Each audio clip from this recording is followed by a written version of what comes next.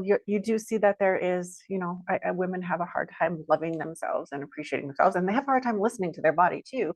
And I think a lot of that is internal, and maybe we're not getting it so much from the media, but I think a lot of it is what we grew up with in our homes.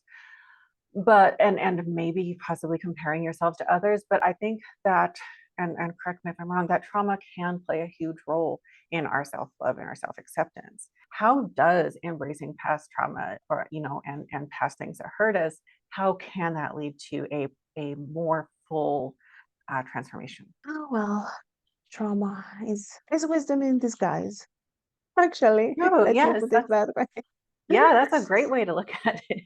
That there's not only the trauma that we have suffered in our childhood, let's say, there's also transgenerational trauma and the collective trauma. So women were suppressed and contained and forced to play small for so long, Mhm. and we carry that still. And it's our own mission to go back there and clear that trauma in ourselves, because each and every one of us that does it does a huge favor to the collective. The world will not change overnight. It never did. No, It changes one person at a time. no. And I think you have a good point that it's not always just what occurs to us, that it is collective and it is past. Because our bodies, our DNA does remember.